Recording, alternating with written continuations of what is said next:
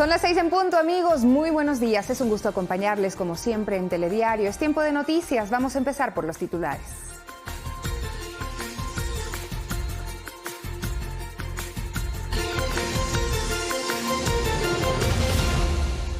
El presidente de la República, Lenín Moreno, verificó la reactivación productiva que impulsa el gobierno nacional. Ecuador ratificó el acuerdo comercial con 4 países que integran la Asociación Europea de Libre Comercio, que entrará en vigencia en octubre.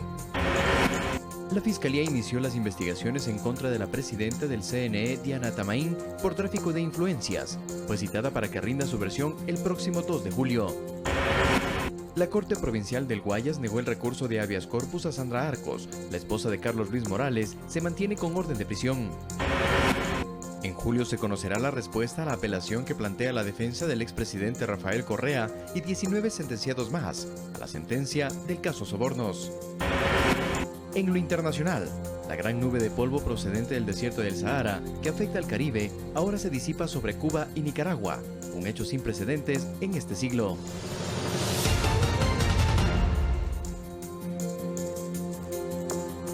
Empezamos. El presidente de la República, Lenín Moreno, verificó el cumplimiento de la reactivación productiva que impulsa el Ejecutivo. A su criterio, este avanza gracias a los acuerdos entre ciudadanos y los créditos entregados por el Gobierno Nacional.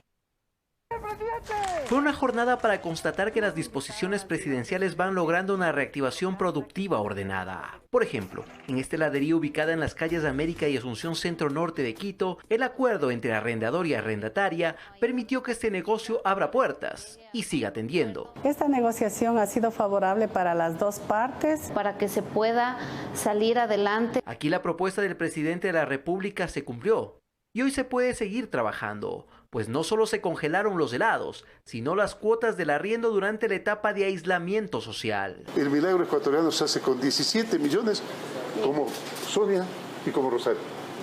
17 millones de personas dispuestas a dialogar. Más cerca de la presidencia está ubicada la cafetería 7 Campanarios. Su propietaria Natalia Aguilar aplicó un crédito de $30,000 del programa Reactívate Ecuador, oxigenando sus finanzas, lo cual ha permitido que lo único que le inunde es el olor a café, tal y como ocurría antes de la emergencia sanitaria. La tasa de interés, el plazo y los años a los cuales nosotros accedimos al crédito, pues nos permiten la oxigenación y la recapitalización de nuestra empresa. Volver a tomar confianza, volver a tomar fe en el presente y en el futuro, y sobre todo irradiar a la gente.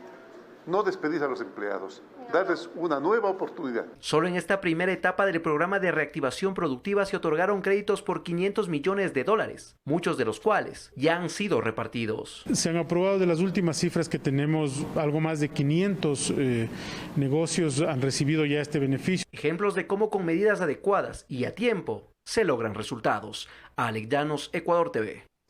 6 de la mañana con 3 minutos. El Fondo Emprende Ecuador Productivo tendrá $10 millones. Se trata de una inversión conjunta del Ministerio de Comercio Exterior y el Fideicomiso Capital de Riesgo, con el cual se busca impulsar la innovación productiva. Este viernes 26 de junio será fundamental para quienes buscan la expansión de sus empresas a través de productos y procesos innovadores. ¿Por qué? La respuesta es sencilla. Es en esta fecha cuando el Gobierno Nacional presenta el Fondo Emprende Ecuador Productivo, el cual está dirigido a personas naturales y jurídicas y que cuenta con una asignación que supera los $10 millones.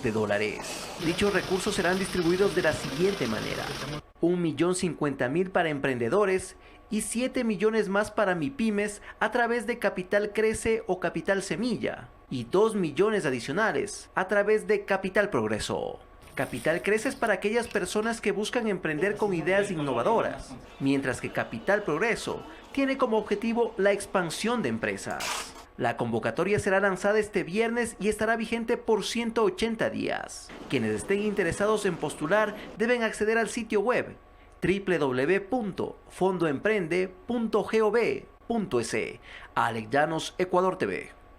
Y el presidente Lenín Moreno agradeció los servicios diplomáticos de 8 embajadores de Ecuador en Costa Rica, Francia, Hungría, Indonesia, Irán, Nicaragua, Rusia y Sudáfrica. El 19 de mayo, el jefe de Estado anunció que estas decisiones se toman para reducir los gastos y afrontar la crisis sanitaria por la COVID-19. El presidente Lenín Moreno dio por terminadas las funciones de 8 embajadores de Ecuador en Costa Rica, Francia, Hungría, Indonesia, Irán, Nicaragua, Rusia y Sudáfrica. El pasado 19 de mayo, el primer mandatario anunció que regresarán al país 10 embajadores y que serán reemplazados por funcionarios de menor rango debido a la crisis sanitaria por COVID-19. Desde que asumimos el gobierno, cerramos ya las embajadas de Argelia, Nigeria, Bielorrusia, Etiopía y Angola. Además, cerramos 5 consulados. Ahora cerraremos 5 embajadas y oficinas diplomáticas más. Malasia, Irán, Nicaragua, la representación ante la OASI y la Secretaría del Parlamento Andino. Regresaremos a 10 embajadores de otras embajadas y dejaremos a cargo a funcionarios de un menor rango. Regresarán 70 funcionarios del mundo y terminaremos 75 contratos en el exterior. Además, cerraremos 6 consulados adicionales, Tapachula y Valencia en Venezuela, entre otros. Entre quienes dejarán sus funciones están los embajadores Germán Ortega, que estaba en Irán desde el 8 de septiembre de 2016, y María Belén Moncayo, quien por 2 años estuvo en Nicaragua. También constan Julio César Prado, quien se desempeñaba como embajador en Rusia desde el 16 de diciembre de 2016. Y María de la Paz Donoso, que desde el 18 de febrero de 2016 encabeza la misión diplomática en Francia. También el jefe de Estado agradeció mediante decretos ejecutivos promulgados este miércoles los servicios exteriores de María del Carmen González, Fabián Enrique Valdivieso, Claudio Ceballos y María Soledad Córdoba en las embajadas en Hungría, Indonesia, Costa Rica y Sudáfrica respectivamente. María Elena Vaca, Ecuador TV. Y también el presidente de la República, Lenín Moreno, dispuso que se reforme el reglamento que regula las atribuciones, deberes y responsabilidades de los directorios y de las gerencias generales de las empresas públicas de la función ejecutiva. Lo hizo a través del decreto ejecutivo 1075, suscrito el 23 de junio de 2020. En el documento oficial, que consta de un solo artículo, el primer mandatario dispuso que los directorios, ante el pedido del Ministerio de Finanzas, aprueben los informes presentados por el gerente para autorizar procesos de negociación de operaciones que correspondan a las empresas públicas que se estructuren para el beneficio del Estado en su conjunto. La ejecución del decreto estará a cargo de la empresa coordinadora de empresas públicas EMCO y el Ministerio de Economía y Finanzas, y entrará en vigencia a partir de su publicación en el registro oficial.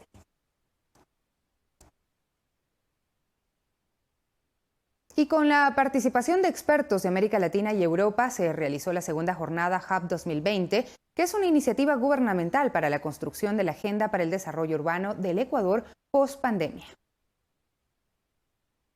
El objetivo de la cita es recoger aportes para que sean aplicados en la agenda del Ecuador ante la pandemia. Por ello, desde el Ministerio de Desarrollo Urbano y Vivienda se plantea una propuesta para reactivar el sector de la construcción. Semillero de vivienda, estrategia Mi Barrio Tu Barrio, ahorro y vivienda, inversión inmobiliaria, activación de cédulas hipotecarias, crédito constructor, alianzas estratégicas, comunidades productivas. Este será el punto de quiebre para una verdadera y anhelada reactivación económica y productiva. El planteamiento actual, con la crisis sanitaria a cuestas, nos hace reflexionar de cómo incentivar a los municipios para que generen un adecuado manejo en su territorio a través de nuestra rectoría y planteamiento estratégico. Las conferencias magistrales se hicieron en base a hechos registrados en varios países, tomando en cuenta los efectos que ha dejado el COVID-19.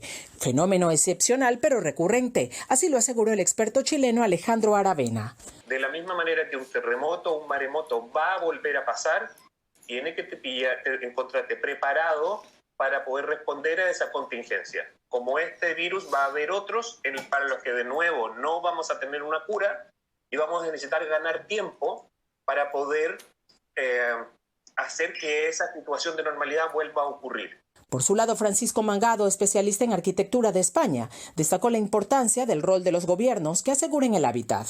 Un mecanismo económico eficaz que puede sufrir transformaciones como cualquier mecanismo económico, sujeto a unas ideologías y por lo tanto a unas decisiones políticas que ayuden a que se viva de una manera más digna y mejor.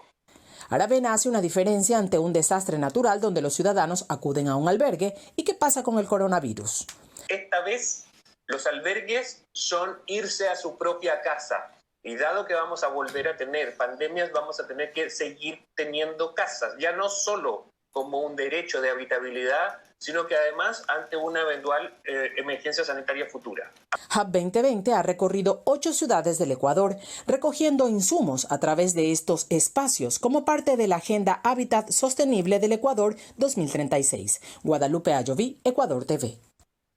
6 de la mañana con 10 minutos. Ecuador ratificó el acuerdo comercial con 4 países que integran la Asociación Europea de Libre Comercio, con quienes mantiene exportaciones por $200 millones. El acuerdo entrará en vigencia en octubre. El sector exportador espera que esto permita consolidar el mercado europeo. Productos como el banano, las rosas, aceite de palma, de pescado, palmito, panela, cacao, camarones, frutas, vegetales y otros que ya se exportaban al continente europeo estarán libres de aranceles, gracias al Acuerdo de Asociación Económico Inclusivo entre Ecuador y la Asociación de Libre Comercio que integran Noruega, Suiza, Islandia, Liechtenstein, que fue ratificado por el presidente Lenín Moreno mediante el decreto 1076. El sector exportador apoyó la decisión.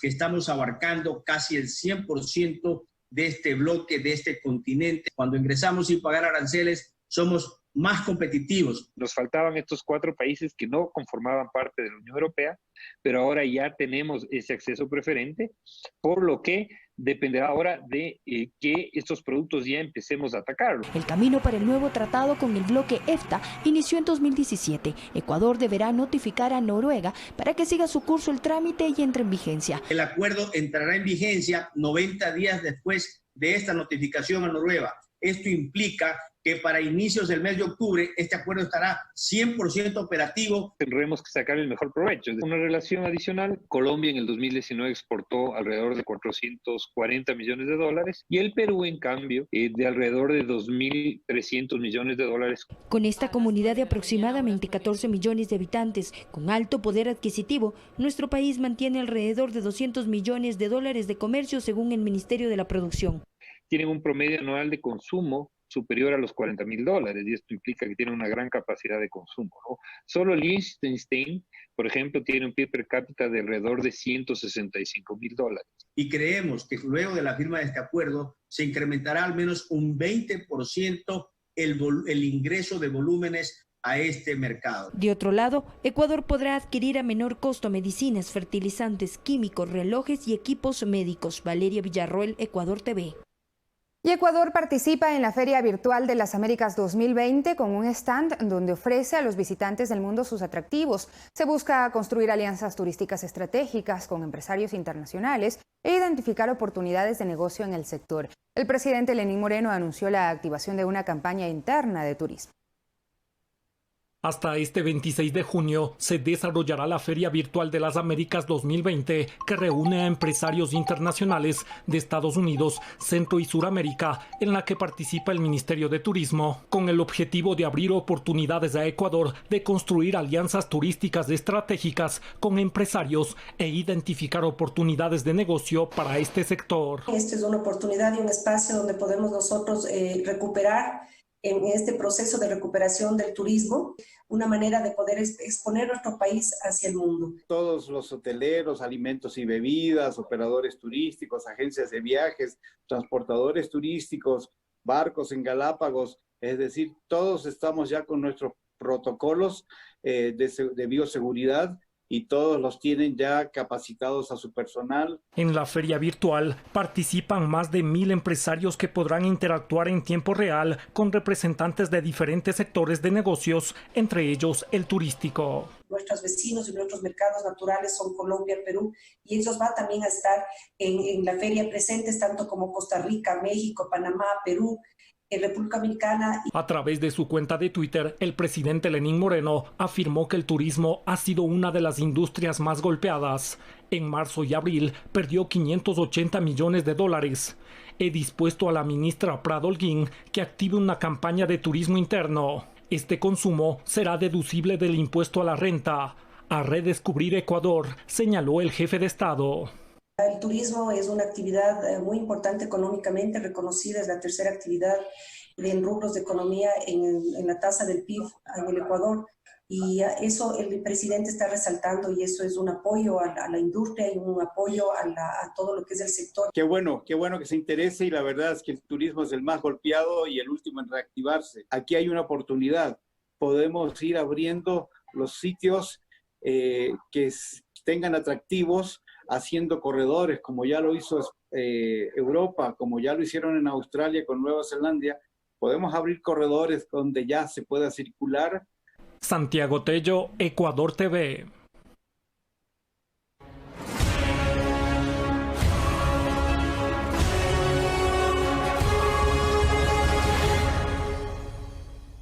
En julio se conocerá una respuesta a la apelación que plantea la defensa del expresidente Rafael Correa y 19 sentenciados más a la sentencia del caso Sobornos. Es el punto de vista del jurista Miguel Ángel Angulo.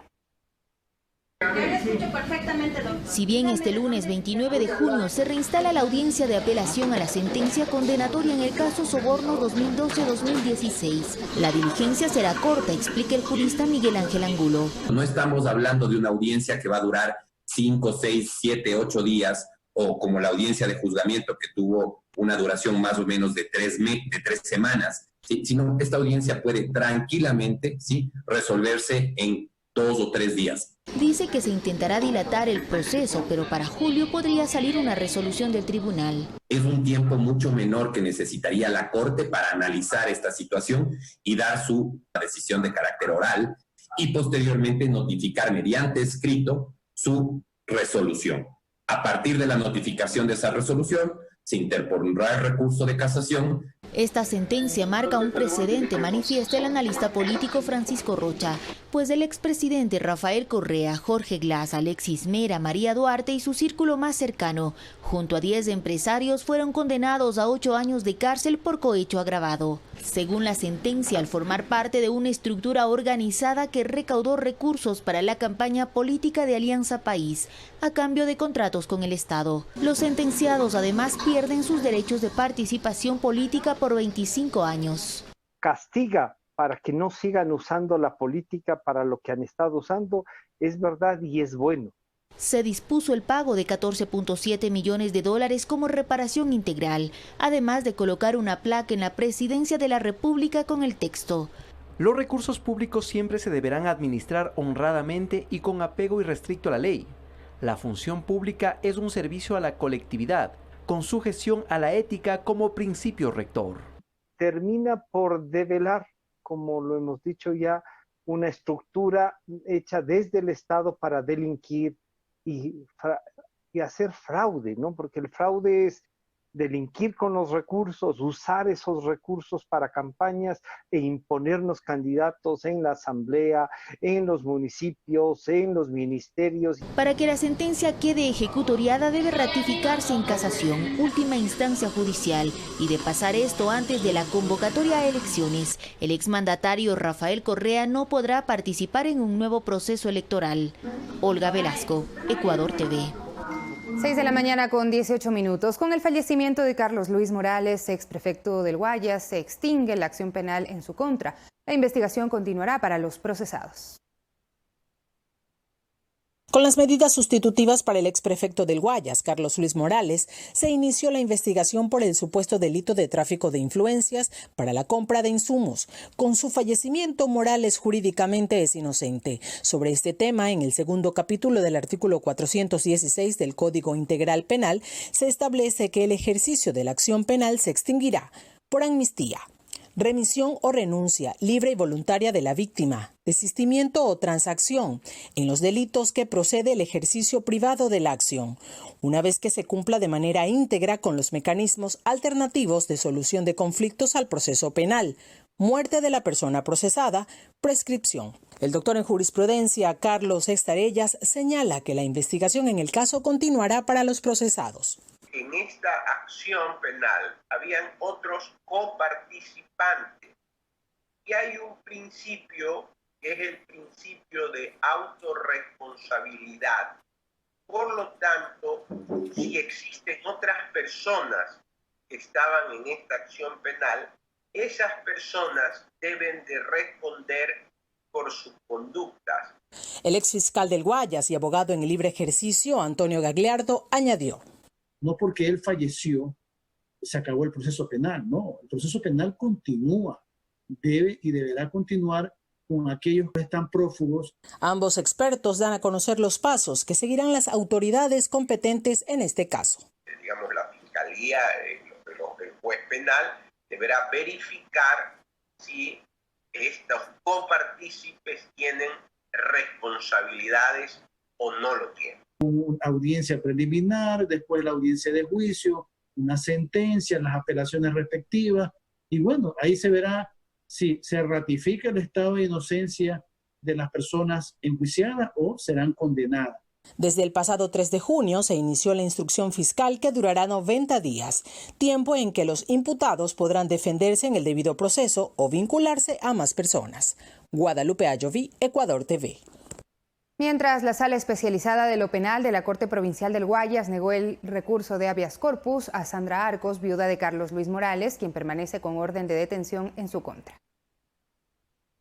Este jueves se reinstaló en la Sala 108 de la Corte Provincial de Justicia del Guayas la audiencia para analizar el habeas corpus solicitado por Sandra Arcos, viuda de Carlos Luis Morales, para así revocar la orden de detención contra ella en el marco de la investigación por tráfico de influencias en presuntas irregularidades en la adquisición de insumos en la Prefectura del Guayas. Tras más de 2 horas de diligencia, la Sala Especializada de lo Penal negó el recurso. Pesa en su contra una orden de detención con fines investigativos que hoy obviamente no fue revocada por la Corte.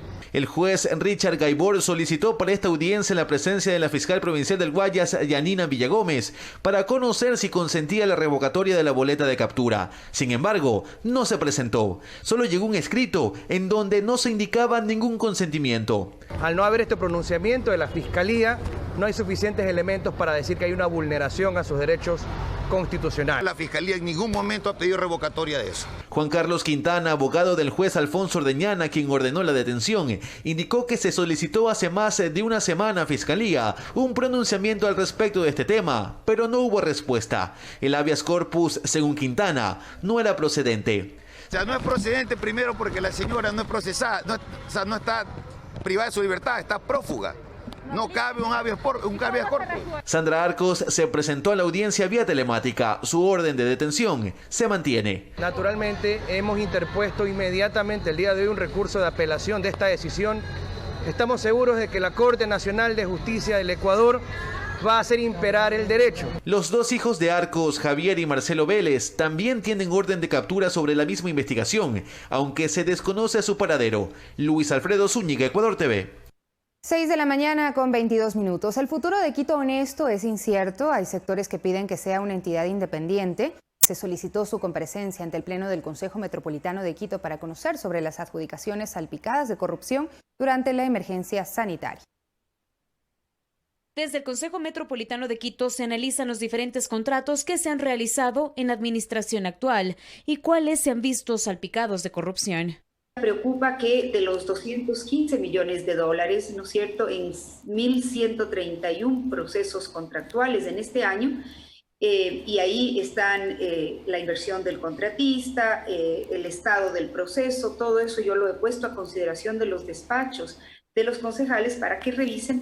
Llama la atención que hay 53 millones de dólares, el 25% de todo el monto, en 10 contratos de la EMAPS, Administración Zonal Eugenio Espejo y Catastros, que tienen con AINMO Solución a una única empresa, digamos, como adjudicataria. Se espera el próximo martes 30 de junio la comparecencia de Quito Honesto ante el Pleno del Consejo Metropolitano de Quito sobre estas adjudicaciones. Por su parte, esta entidad menciona que la mayoría de los contratos ya habían sido suscritos. Y por lo tanto, la posibilidad de acompañar en la etapa precontractual, preparatoria, precontractual y contractual es muy complicada.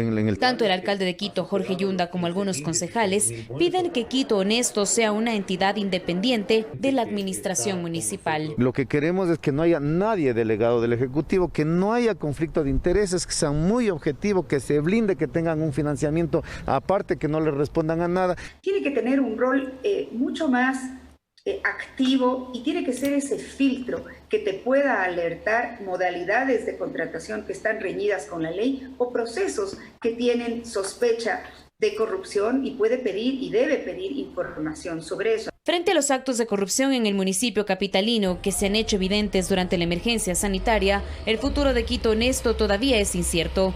No se conoce aún si será reformado o eliminado. Carla Arzentales, Ecuador TV. Y los legisladores de Creo, Yanine Cruz y Fernando Flores, rindieron su versión en la investigación que abrió la Fiscalía en contra de la presidenta del CNE, Diana Tamaín, por tráfico de influencias. La titular del organismo electoral fue citada para el 2 de julio.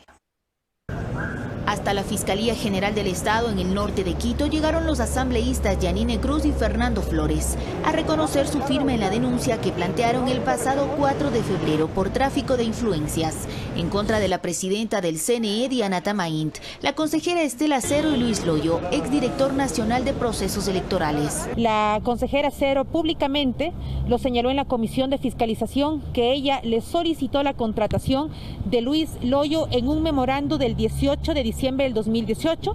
La presidenta acepta. Al haber designado al señor Loyo sin el concurso de mérito y oposición, cometió el delito de tráfico de influencia. Además, rindieron su versión libre y voluntaria. Indicaron que el Ministerio Público cuenta con la documentación que se entregó en el fallido intento de juicio político en su contra en la Asamblea Nacional. Nosotros pusimos en la comisión de fiscalización todos los antecedentes y las evidencias, más de 25 contratos entregados por el señor Luis Loyo a funcionarios. Eso se tiene que determinar obviamente la investigación de la Fiscalía. Fue puesto ahí con una sola intención, de armar todo un aparataje. A la titular del CNE se le citó para el jueves 2 de julio a rendir su versión en este caso. Vamos a responder. Yo estoy tranquila. Responderé a todas las instancias que sean necesarias, a las que me llamen acudiré, porque eso es parte de la transparencia. Su comparecencia será a las 9 horas y ese mismo día, pero a las 11 de la mañana debe acudir la consejera Estela Cero. Y para el viernes 3 de julio a las 9 de la mañana se convocó al exdirector de procesos electorales Luis Loyo, quien fue condenado en diciembre pasado a 1 año de cárcel tras acogerse a un procedimiento abreviado por asociación ilícita dentro de la supuesta red delictiva que ofertaba cargos públicos a cambio de sumas de dinero y en la que es vinculado el expresidente del Consejo de Participación Ciudadana José Carlos Tuárez. Olga Velasco, Ecuador TV. Y el asambleísta Daniel Mendoza no participó de la convocatoria realizada de manera virtual por la comisión multipartidista que investiga las denuncias en su contra. Por esta razón, los 3 legisladores que la conforman resolvieron postergar para el lunes 29 las comparecencias donde se presentarán las pruebas de cargo y descargo que buscan destituir a Mendoza por tramitar y participar de recursos del presupuesto general del Estado.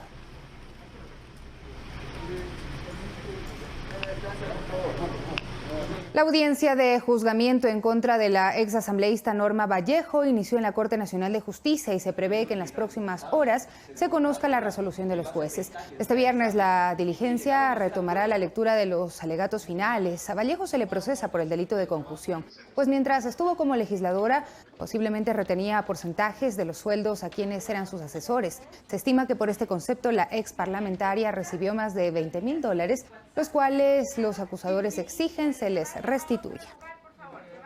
La audiencia fue relativamente rápida, extremadamente sencilla porque la defensa de Norma Vallejo aceptó la responsabilidad. En su teoría del caso dijo que sí era responsable del delito, que asumía las consecuencias, aceptaron de entrada que sí solicitaron cuotas a sus asesores y básicamente hubo una rendición de inicio. Pasaron varios de los asesores de la asambleísta Norma Vallejo, explicaron que se les pedía dinero, no siempre era el 10%, a veces era más, hubo casos donde era más de $1,000 mensuales que tenía que entregarse. Se explicó que en el caso de una asesora incluso entregaba el 100% de su sueldo en asamblea. Y el líder del Partido Social Cristiano y exalcalde de Guayaquil, Jaime Nebot, hizo pública su decisión de no participar como candidato para ninguna dignidad de elección popular del proceso 2021. Escuchemos parte de sus declaraciones. Es público que en este momento encabezo todas las encuestas serias, pero he resuelto no ser candidato a la presidencia de la República, ni volver a hacerlo a ninguna dignidad electoral. Y lo que es más, tampoco volver a desempeñar cargo público alguno. Pero al mismo tiempo, y pónganme atención, he resuelto romper mis propias ataduras y hacer algo mucho más importante que ser presidente. Algo que quizá sea lo más relevante que me quede por hacer en el resto de mi vida pública. Y es luchar para que ustedes, el pueblo, lleguen por primera vez al poder y cambien positiva y verdaderamente al Ecuador.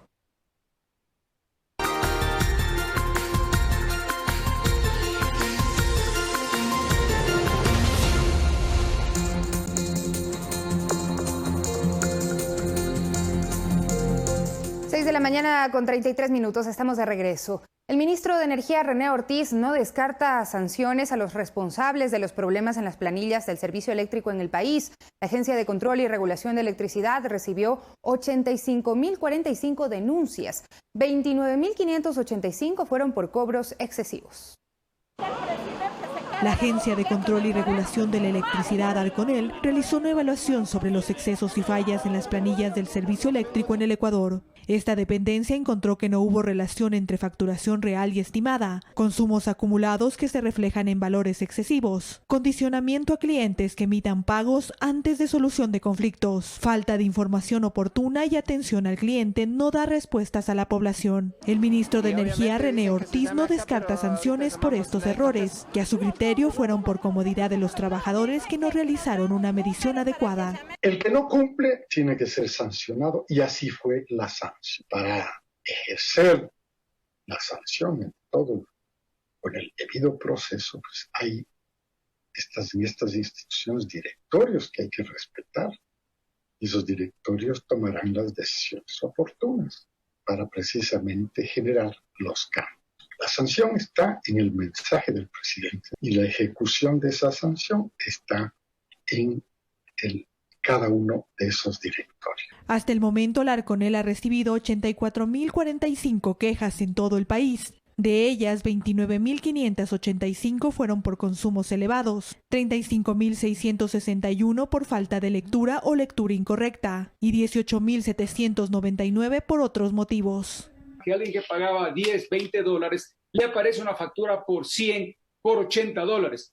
¿Por qué? Porque se están acumulando consumos, lo cual no es permitido, lo cual es prohibido y sobre lo cual existe todo un marco normativo, un marco regulatorio que refleja la prohibición respecto a este proceso. Un nuevo proceso de refacturación del consumo eléctrico se realizará en todo el país y la ciudadanía pide que se brinde una solución oportuna. No se sabe, no hay con quién hablar, niña, solo nos dan este papel.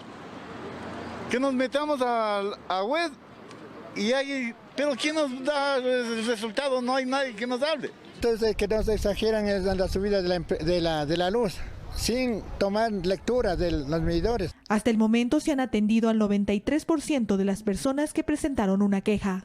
El Ministerio de Energía nombrará a nuevos gerentes encargados para las empresas eléctricas a nivel nacional y también definirá un nuevo director ejecutivo de la Agencia de Regulación y Control de la Electricidad.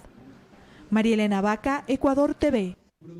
Y a propósito, el directorio de la Agencia de Regulación y Control de Electricidad, Arconel, nombró a Itzpan Herbaz Játiva como director ejecutivo de esta entidad. En un comunicado de prensa, la Arconel señaló que el nuevo funcionario se comprometió a renovar la visión institucional y promover la energía renovable, la eficiencia energética y la electromovilidad a través de la participación activa del sector privado para el desarrollo del marco regulatorio pertinente. Y la Armada del Ecuador localizó una embarcación con droga en el sector de Anconcito, provincia de Santa Elena. En esta semana la policía cerró 3 narcopistas clandestinas en Santa Elena y Manabí. El último hallazgo de droga lo realizó la Armada del Ecuador a través de la Capitanía del Puerto de Salinas. Esta vez una embarcación tipo fibra con 2 motores fuera de borda fue encontrada con sustancia sujeta a fiscalización en Anconcito, provincia de Santa Elena. La lancha estaba varada en la playa y sin tripulantes. En esta misma provincia, este 24 de junio, la policía intervino 2 pistas clandestinas en Chanduy, en el recinto en Gujima, donde se realizaban operaciones aéreas al margen de la ley, siendo aprovechadas por bandas narcodelictivas. La clandestina ha sido construida no de forma empírica, sino de una forma con gente que tiene conocimiento. ¿Por qué? Porque está casi en la misma dirección de la pista de Guayaquil, es decir, siempre enfrentada con el viento para poder despegar con facilidad.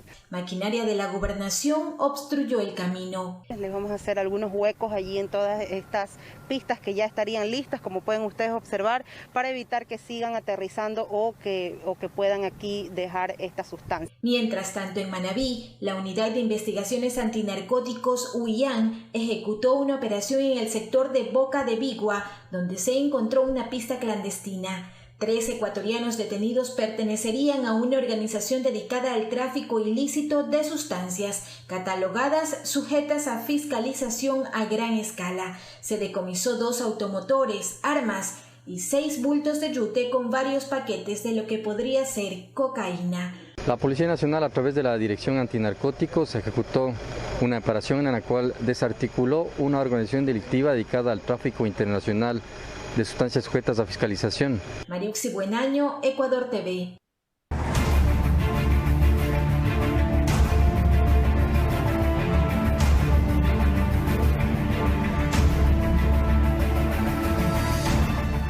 Se ha ratificado desde el lunes 29 de junio, retoman la actividad laboral presencial y de manera escalonada los servidores públicos. Además, la ministra de Gobierno y presidenta del COE Nacional, María Paula Romo, anunció este jueves que desde julio se reabrirán las playas de perfil costanero.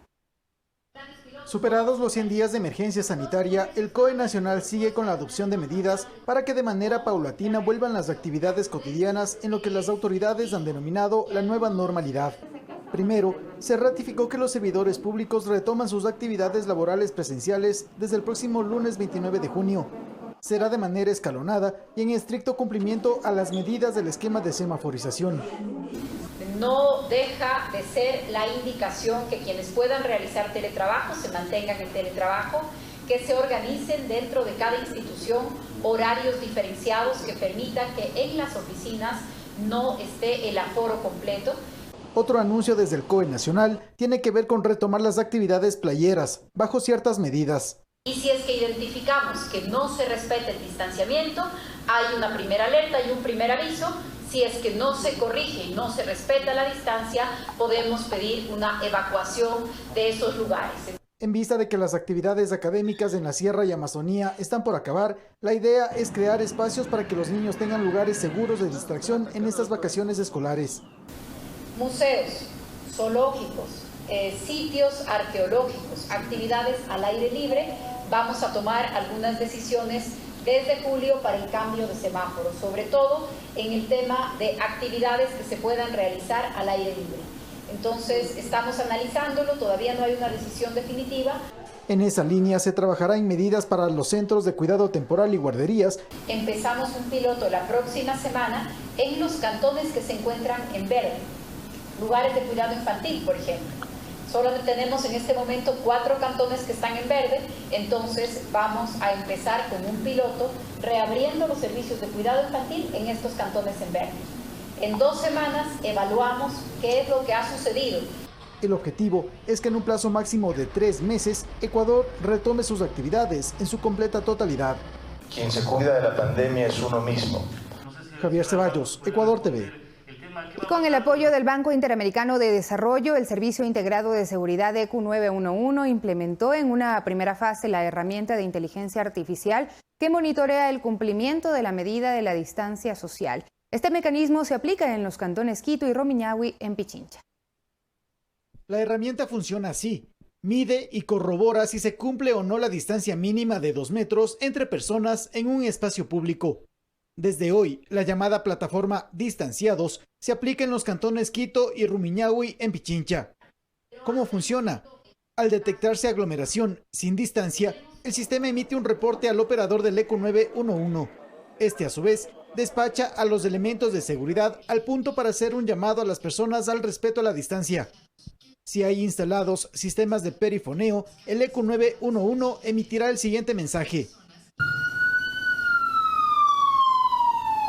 Atención, se observa incumplimiento del distanciamiento social en este sector. Su salud está en riesgo. Respete la distancia de 2 metros. El director del Servicio Integrado de Seguridad, Juan Zapata, detalló que esta plataforma no busca irrumpir en la privacidad de las personas, pues no hace reconocimiento facial. No es un tema de control, eso sí tenemos que ser absolutamente claros, es un tema de conciencia y responsabilidad ciudadana. La herramienta va a hacer que la ciudadanía, cada vez que escuche estos mensajes, vaya tomando en cuenta esta nueva normalidad. La ministra de Gobierno, María Paula Romo, recalcó en ese mensaje que no es vigilancia gubernamental, sino que es compartir información con la tecnología. Este mecanismo de inteligencia artificial se lo implementó con respaldo del Banco Interamericano de Desarrollo. El ECU 911 es pionero en la región en la implementación de esta herramienta a nivel país. En una segunda fase, esta herramienta se aplicará en las principales playas del perfil costero y en una tercera etapa, en el transporte público. Javier Ceballos, Ecuador TV. Ya a las 6 de la mañana con 43 minutos. El día lunes, la Secretaría de Movilidad del municipio de Quito presentará un proyecto de ordenanza para actualizar la nueva tarifa de los pasajes del servicio de transporte de la capital. Con esto se da oxígeno a la situación económica del sector que permita cubrir sus gastos de operatividad. Los transportistas decidieron no paralizar el servicio en la ciudad, como se anunció desde el inicio. La reunión entre los principales dirigentes de la transportación se realizó en el Sindicato de Choferes Profesionales de Pichincha. Duró poco más de 2 horas. En la misma se analizó la situación económica que pasa a este sector y que, de acuerdo al criterio de José Santamaría, presidente de la Cámara de Transportes de Pichincha, es crítica y pone en riesgo la continuidad del servicio por falta de recursos para su operación. Se ha reunido todo el sector y vemos que no alcanza para cubrir ni el 50% de los costos de operativos. Según el análisis del gremio, trabajar al 50% de la capacidad y cubrir los costos de sanitización de las unidades impactan de forma negativa en la recaudación. Cada bus requiere una inversión diaria de $160, aseguran los dirigentes. No obstante, desde que la capital cambió a semáforo amarillo y los buses reanudaron el servicio, sus ingresos apenas alcanzan a los $80. Por ello, en un inicio se pensaba paralizar el servicio, pero este día jueves se la descartó. Y eso, como es un sector estratégico y está en manos de la autoridad, la definición técnica, económica y logística, estamos a esa espera de la municipalidad. La respuesta no se hizo esperar. A esa misma hora, en el edificio del Servicio Integrado de Seguridad ECU 911 en el centro norte de la capital, el secretario de Movilidad del municipio de Quito, Guillermo Abad, aseguraba no desconocer la realidad por la que pasa el sector y manifestó que el próximo lunes la Secretaría presentará un proyecto de ordenanza para la actualización de la nueva tarifa, pero bajo algunas condiciones. Entonces creo que este ya es una muestra de que sí queremos llegar a actualizar la tarifa, lo reitero, enmarcada en estos parámetros de calidad de servicio que ha sido una exigencia de la ciudadanía desde hace mucho tiempo atrás y que no se ha logrado poner en práctica desde el 2008 que la ley lo exige. De esta manera, la próxima semana la luz al final del túnel para la transportación en la capital parece encenderse. Juan Carlos Figueroa, Ecuador TV.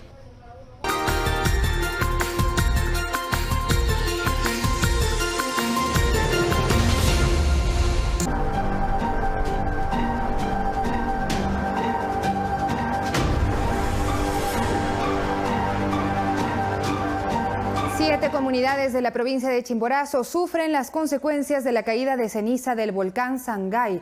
Sus cultivos se quemaron y su ganado enfermó. La situación se agrava por la falta de agua. La Dirección de Gestión de Riesgos declaró alerta amarilla en 4 cantones. El municipio de Riobamba distribuyó kits de alimentos. A 3.600 metros sobre el nivel del mar está escondido este hermoso lugar, que fue cubierto por 48 horas consecutivas de caída de ceniza del volcán Sangay. Las lluvias ayudaron a lavar los sembríos. En medio de estas extensas parcelas se asienta la comunidad Niño Loma de la parroquia Pungalá de la ciudad de Riobamba.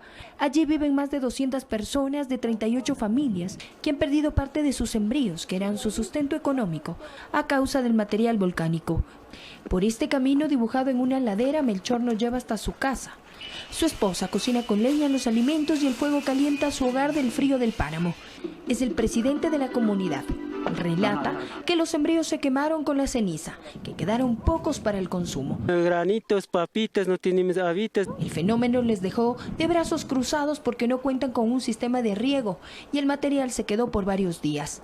Como no tenemos demasiados animales, tanto nosotros sufrimos esos días. Hacen mingas e intentan limpiar con ramas las plantaciones de papa para tratar de recuperar lo invertido. Y se está recuperando, se está ya hierbitas también, ya está ya vuelta a sí mismo, ya creciendo, y granitos también ya vuelta se levanta. Lo mismo hacen con el ganado, que enfermó porque ingirió el pasto con ceniza y le provocó problemas estomacales. Que necesitamos animales remedio para curar. En esos días no pudieron ordeñar para vender la leche. Fue otra pérdida para la población cuya actividad principal es agrícola. También según 3 vaquitas, 4 vaquitas, 1 vaquita, eso también según la leche también. Ahora este tiempo ya es que baja, estaba llevando a 37 y ahora está pagando 36 nomás. Hasta esta comunidad localizada a 28 kilómetros de Riobamba, que está libre de casos de COVID-19, llegó ayuda para evitar que la inhalación de la ceniza afecte las vías respiratorias y raciones alimenticias. Cada uno de los comuneros recibieron, de las 100 familias, dentro del kit estaba los visores, mascarilla, bufandas. Niño Loma es una de las 7 comunidades golpeadas por la caída de ceniza en la provincia de Chimborazo. Entre las parroquias más afectadas de las 11 que tiene el cantón Riobamba, Pungalá, Licto, Flores. Repartido entre todas las comunidades un número que va más allá de los 500 kits alimenticios. La Dirección Nacional de Gestión de Riesgos declaró alerta amarilla en 4 cantones de la provincia de Chimborazo: Alausí, Chunchi, Guamote y Riobamba. En este último, las autoridades delinean un plan por si la caída de ceniza continúa en las zonas. De ganadería se pueda entregar enolaje. Sabemos ya que se entregó una primera dotación a la parroquia de Licto, y también va a depender de la misma actividad del volcán para traer alimento de rechazo de la costa ecuatoriana. Llegar hasta Niño Loma fue difícil. El temporal interrumpió el tránsito entre Baños y Riobamba. Esperamos alrededor de 2 horas para que baje el caudal del agua para poder avanzar. La inclemencia en el clima se suma a la crisis y los derrumbes por las que se han cerrado varias arterias que unen la sierra y la Amazonía del país. Con cámaras de Byron Espinosa, Valeria Villarroel, Ecuador TV.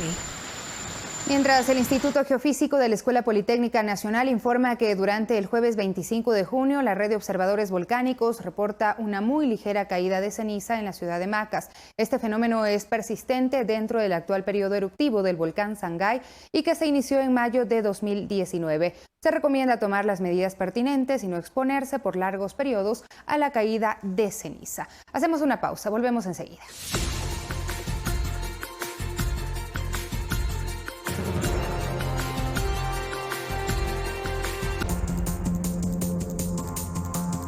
La gran nube de polvo que avanza desde el desierto del Sahara ya alcanzó tierra en el Caribe. Veamos un fenómeno inédito en este siglo. La tormenta Godzilla, bautizada así por su descomunal tamaño, continúa su curso por el Caribe.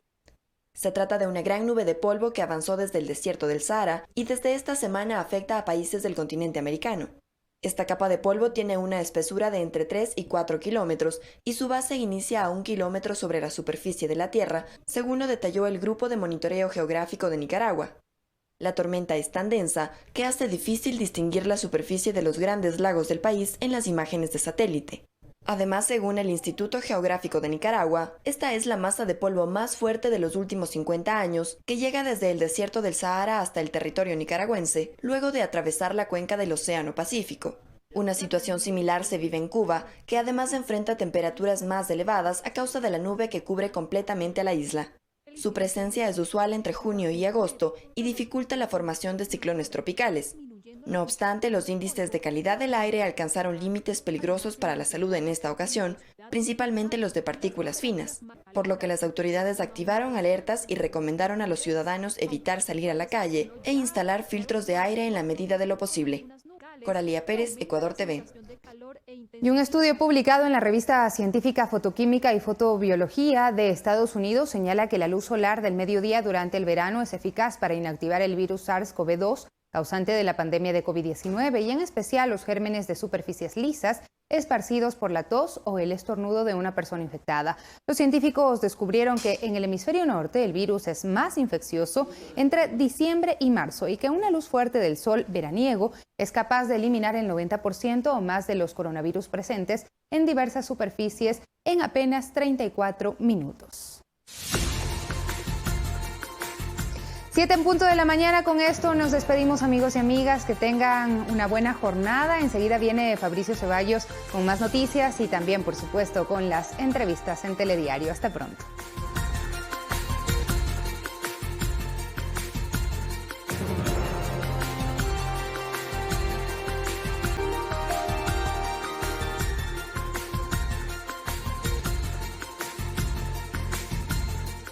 Amigos y amigas, buenos días. Gracias por seguir con nosotros en Telediario este viernes 26 de junio de 2020. Bienvenidos todos. Arrancamos con la información. El presidente de la República, Lenín Moreno, verificó el cumplimiento de la reactivación productiva que impulsa el Poder Ejecutivo. A su criterio, este avanza gracias a los acuerdos entre ciudadanos y los créditos entregados por el Gobierno Nacional. Fue una jornada para constatar que las disposiciones presidenciales van logrando una reactivación productiva ordenada. Por ejemplo, en esta heladería ubicada en las calles América y Asunción Centro Norte de Quito, el acuerdo entre arrendador y arrendataria permitió que este negocio abra puertas y siga atendiendo. Esta negociación ha sido favorable para las dos partes, para que se pueda salir adelante. Aquí la propuesta del presidente de la República se cumplió y hoy se puede seguir trabajando. Pues no solo se congelaron los helados, sino las cuotas del arriendo durante la etapa de aislamiento social. El milagro ecuatoriano se hace con 17 millones, como Sonia y como Rosario. 17 millones de personas dispuestas a dialogar. Más cerca de la presidencia está ubicada la cafetería 7 Campanarios. Su propietaria Natalia Aguilar aplicó un crédito de $30,000 del programa Reactívate Ecuador, oxigenando sus finanzas, lo cual ha permitido que lo único que le inunde es el olor a café, tal y como ocurría antes de la emergencia sanitaria. La tasa de interés, el plazo y los años a los cuales nosotros accedimos al crédito, pues nos permiten la oxigenación y la recapitalización de nuestra empresa. Volver a tomar confianza, volver a tomar fe en el presente y en el futuro y sobre todo irradiar a la gente. No despedir a los empleados, darles una nueva oportunidad. Solo en esta primera etapa del programa de reactivación productiva se otorgaron créditos por $500 millones, muchos de los cuales ya han sido repartidos. Se han aprobado, de las últimas cifras que tenemos, algo más de 500 negocios han recibido ya este beneficio. Ejemplos de cómo con medidas adecuadas y a tiempo se logran resultados. Alex Llanos, Ecuador TV. El Fondo Emprende Ecuador Productivo tendrá $10 millones. Se trata de una inversión conjunta entre el Ministerio de Comercio Exterior y el Fideicomiso Capital de Riesgo, con el cual se busca impulsar la innovación productiva. Este viernes 26 de junio será fundamental para quienes buscan la expansión de sus empresas a través de productos y procesos innovadores. ¿Por qué? La respuesta es sencilla. Es en esta fecha cuando el Gobierno Nacional presenta el Fondo Emprende Ecuador Productivo, el cual está dirigido a personas naturales y jurídicas y que cuenta con una asignación que supera los $10 millones. Dichos recursos serán distribuidos de la siguiente manera: 1.050.000 para emprendedores y 7 millones más para MIPYMES a través de Capital Crece o Capital Semilla, y 2 millones adicionales a través de Capital Progreso. Capital Crece es para aquellas personas que buscan emprender con ideas innovadoras, mientras que Capital Progreso tiene como objetivo la expansión de empresas. La convocatoria será lanzada este viernes y estará vigente por 180 días. Quienes estén interesados en postular deben acceder al sitio web www.fondoemprende.gov.es. Alex Llanos, Ecuador TV. Ecuador ratificó el acuerdo comercial con 4 países que integran la Asociación Europea de Libre Comercio, con quienes mantiene exportaciones por $200 millones. El acuerdo entrará en vigencia en octubre. El sector exportador espera que esto permita consolidar el mercado europeo.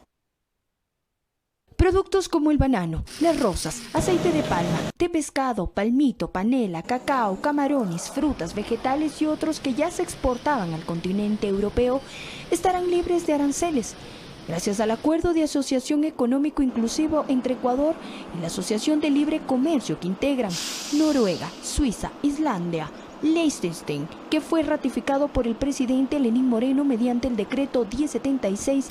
El sector exportador apoyó la decisión. Estamos abarcando casi el 100% de este bloque, de este continente. Cuando ingresamos sin pagar aranceles, somos más competitivos. Nos faltaban estos 4 países que no conformaban parte de la Unión Europea, pero ahora ya tenemos ese acceso preferente, por lo que dependerá ahora de que estos productos ya empecemos a atacarlos. El camino para el nuevo tratado con el bloque EFTA inició en 2017. Ecuador deberá notificar a Noruega para que siga su curso el trámite y entre en vigencia. El acuerdo entrará en vigencia 90 días después de esta notificación a Noruega. Esto implica que para inicios del mes de octubre este acuerdo estará 100% operativo. Tendremos que sacar el mejor provecho. Una relación adicional, Colombia en el 2019 exportó alrededor de 440 millones de dólares y el Perú, en cambio, de alrededor de 2.300 millones de dólares. Con esta comunidad de aproximadamente 14 millones de habitantes con alto poder adquisitivo, nuestro país mantiene alrededor de 200 millones de dólares de comercio según el Ministerio de la Producción. Tienen un promedio anual de consumo superior a los $40.000 y esto implica que tienen una gran capacidad de consumo, ¿no? Solo Liechtenstein, por ejemplo, tiene un PIB per cápita de alrededor de $165.000. Y creemos que luego de la firma de este acuerdo se incrementará al menos un 20% el ingreso de volúmenes a este mercado. De otro lado, Ecuador podrá adquirir a menor costo medicinas, fertilizantes, químicos, relojes y equipos médicos. Valeria Villarroel, Ecuador TV.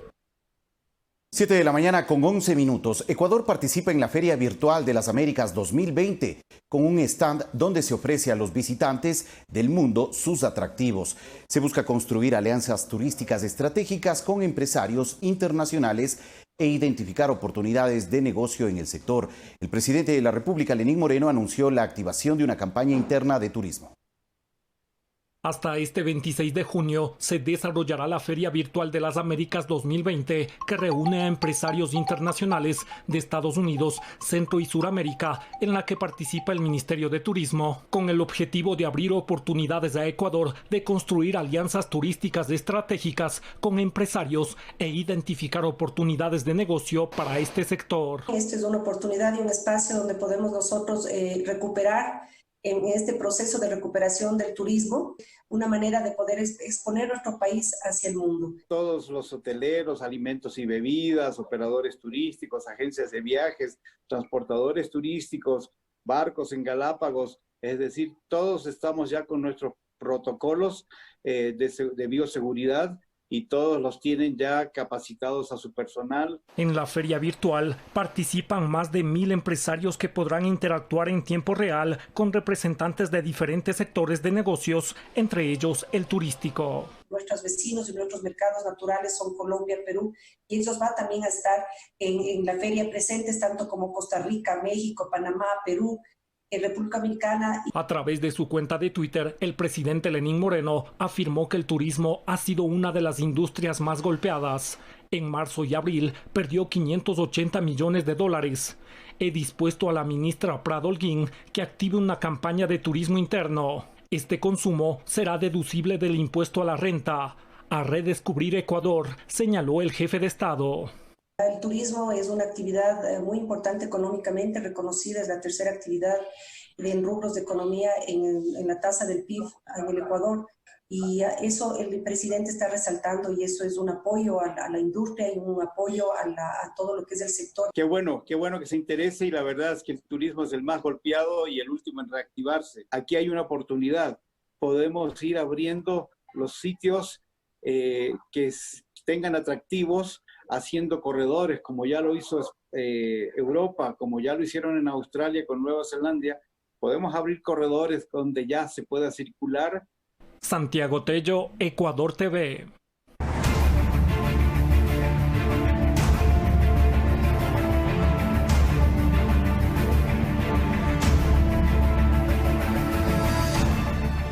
Con el apoyo del Banco Interamericano de Desarrollo, el Servicio Integrado de Seguridad EQ911 implementó en una primera fase la herramienta de inteligencia artificial que monitorea el cumplimiento de la medida del distanciamiento social.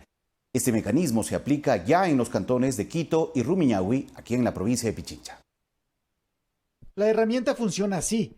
Mide y corrobora si se cumple o no la distancia mínima de 2 metros entre personas en un espacio público.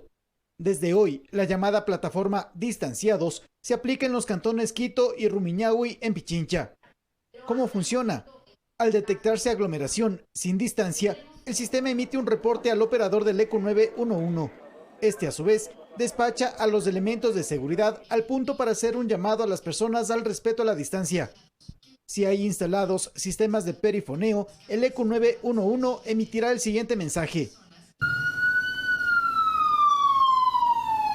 Atención, se observa el cumplimiento del distanciamiento social en este sector. Su salud está en riesgo. Respete la distancia de 2 metros. El director del Servicio Integrado de Seguridad, Juan Zapata, detalló que esta plataforma no busca irrumpir en la privacidad de las personas, pues no hace reconocimiento facial. No es un tema de control, eso sí tenemos que ser absolutamente claros, es un tema de conciencia y responsabilidad ciudadana. La herramienta va a hacer que la ciudadanía, cada vez que escuche estos mensajes, vaya tomando en cuenta esta nueva normalidad. La ministra de Gobierno, María Paula Romo, recalcó en ese mensaje que no es vigilancia gubernamental, sino que es compartir información con la tecnología. Este mecanismo de inteligencia artificial se lo implementó con respaldo del Banco Interamericano de Desarrollo. El ECU 911 es pionero en la región en la implementación de esta herramienta a nivel país. En una segunda fase, esta herramienta se aplicará en las principales playas del perfil costero y en una tercera etapa, en el transporte público. Javier Ceballos, Ecuador TV. Ratificado, desde el lunes 29 de junio retoman las actividades laborales presenciales y de manera escalonada los servidores públicos. Además, la ministra de Gobierno y presidenta del COE Nacional, María Paula Romo, anunció este jueves, el día de ayer, que desde julio se reabrirán las playas del perfil costanero. Superados los 100 días de emergencia sanitaria, el COE Nacional sigue con la adopción de medidas para que de manera paulatina vuelvan las actividades cotidianas en lo que las autoridades han denominado la nueva normalidad. Primero, se ratificó que los servidores públicos retoman sus actividades laborales presenciales desde el próximo lunes 29 de junio. Será de manera escalonada y en estricto cumplimiento a las medidas del esquema de semaforización. No deja de ser la indicación que quienes puedan realizar teletrabajo se mantengan en teletrabajo, que se organicen dentro de cada institución horarios diferenciados que permitan que en las oficinas no esté el aforo completo. Otro anuncio desde el COE Nacional tiene que ver con retomar las actividades playeras, bajo ciertas medidas. Y si es que identificamos que no se respeta el distanciamiento, hay una primera alerta y un primer aviso. Si es que no se corrige y no se respeta la distancia, podemos pedir una evacuación de esos lugares. En vista de que las actividades académicas en la Sierra y Amazonía están por acabar, la idea es crear espacios para que los niños tengan lugares seguros de distracción en estas vacaciones escolares. Museos, zoológicos, sitios arqueológicos, actividades al aire libre, vamos a tomar algunas decisiones desde julio para el cambio de semáforo, sobre todo en el tema de actividades que se puedan realizar al aire libre. Entonces, estamos analizándolo, todavía no hay una decisión definitiva. En esa línea se trabajará en medidas para los centros de cuidado temporal y guarderías. Empezamos un piloto la próxima semana en los cantones que se encuentran en verde, lugares de cuidado infantil, por ejemplo. Solo tenemos en este momento 4 cantones que están en verde, entonces vamos a empezar con un piloto reabriendo los servicios de cuidado infantil en estos cantones en verde. En 2 semanas evaluamos qué es lo que ha sucedido. El objetivo es que en un plazo máximo de 3 meses, Ecuador retome sus actividades en su completa totalidad. Quien se cuida de la pandemia es uno mismo. Javier Ceballos, Ecuador TV. 7 de la mañana con 18 minutos, el secretario de Educación Superior, Ciencia, Tecnología e Innovación, Agustín Albán, quien además es el presidente del COE Pichincha, nos acompaña hoy en el estudio de Telediario. Buenos días, Agustín, gracias por acompañarnos. Fabricio, buenos días, un gusto estar aquí. Gracias, muy gentil por acompañarnos esta mañana. El COE en estas últimas horas ha tomado decisiones importantes, entre ellas seguramente este retorno progresivo de los servidores públicos que arrancará ya desde el próximo lunes. ¿Cómo se va a asumir esta medida? ¿En qué consiste principalmente? A ver, la medida consiste en que regresen a las oficinas quienes realmente pueden hacerlo. Es un porcentaje verdaderamente pequeño de gente. Hemos priorizado gente que evidentemente no tiene enfermedades, gente quizá que también tiene movilidad propia y gente que tiene que tener, por ejemplo, servicio al cliente o trabajar con documentos dentro de las oficinas. Es decir, por ejemplo, en el caso nuestro en la Secretaría tenemos un 24% de gente que regresa, nada más. De ese 24%, por ejemplo, el día lunes viene un porcentaje en la mañana y un porcentaje en la tarde para evitar concentraciones y aglomeraciones. Es decir, habrá horarios diferenciados. Por supuesto, una parte un horario en la mañana de 6 horas y un horario en la tarde de 6 horas, justamente para evitar lo que se tiene que hacer, que sea un retorno ordenado, que no produzca contagios y que tengamos control, ¿no? Una especie de minicerco epidemiológico entre nosotros, para todo y cuidar a todos nuestros colaboradores, ¿no? La jornada laboral para los servidores públicos que se tienen que incorporar será de máximo 6 horas, no correcto, más. Correcto, 6 horas, dependiendo qué turnos, ya sean todas las áreas de talento humano han definido qué turno le toca a cada persona. Tendremos un horario ampliado de atención también, justamente en las áreas que tienen que ver con atención a usuarios, un horario ampliado para justamente evitar aglomeraciones de gente, ¿no? ¿De cuántos servidores públicos estamos hablando para el caso de Quito o el caso de Pichincha? 180.000 aproximadamente, pero, insisto, regresa una fracción de ese número. Ajá. Además, insisto, otro punto importante, regresa principalmente gente que tenga movilidad propia. ¿Con qué idea? De no cargar en exceso el transporte público. De acuerdo. Entendemos que hay ciertas condiciones obligatorias que deben cumplir los servidores públicos a partir del lunes, que ya deben regresar progresivamente, presencialmente algunos, a sus puestos de trabajo. Por ejemplo, mascarilla de forma obligada, gel usar, posiblemente guantes. ¿Ustedes establecieron esos requisitos obligatorios mínimos que deben cumplir los servidores? Por supuesto que sí. O sea, a ver, los requisitos, primero, los espacios de trabajo se va a evitar aglomeración, ¿no? Espacios tienen que estar adecuadamente aireados. El uso de mascarilla, el uso de gel, guantes no son recomendables, pero lo importante es evitar concentraciones de gente en los centros de trabajo. De acuerdo.